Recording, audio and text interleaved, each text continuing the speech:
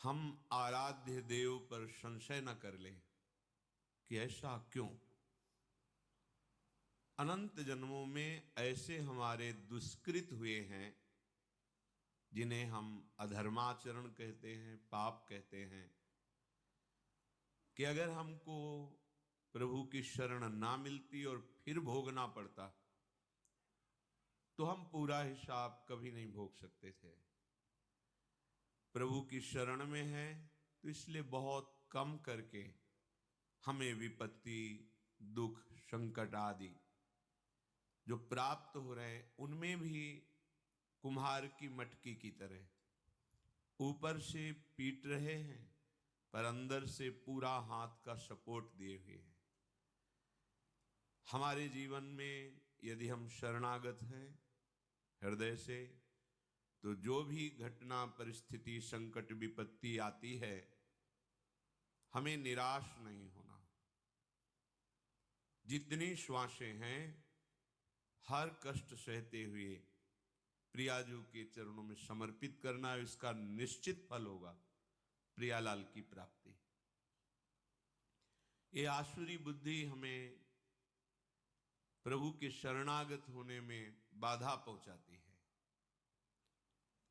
इसी से हमें निराशा मिलती है। जितनी मात्रा में आसुरी बुद्धि होती है उतना ही भगवत मार्ग में निराशा पैदा करती है।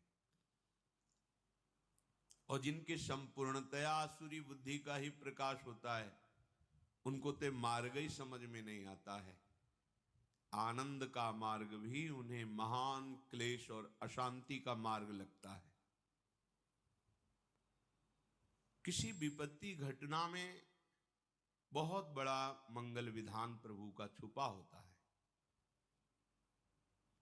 बड़े बड़े भक्तों के जीवन चरित्रों को जब पढ़ा गया, सुना गया और समझने की चेष्टा उनके चरण कृपा प्रसाद से की गई तो यही समझ में आया है कि उद्देश्य की प्राप्ति के लिए अब दुख सुख की परवाह नहीं करनी। जो भी दुख या सुखद परिस्थिति आती है वो शरीर के ऊपर आती है, आत्मा में तो कभी इसका प्रवाह, प्रवेश, कोई भी स्फुरना बिल्कुल नहीं है। ना दुख का प्रवाह है, ना विपत्ति, संकट, अस्त्र शस्त्र, मार पीट, इनका प्रवेश ही नहीं है। वही हमारा स्वरूप है। ना जानने के कारण शरीराभिमान से युक्त होकर बहुत सी गलतियां हो गई। उन्हीं गलतियों का फल इस शरीर को भोगना पड़ता है। वही हमारे कर्म किसी की बुद्धि में बैठ करके हमें दंड देते हैं।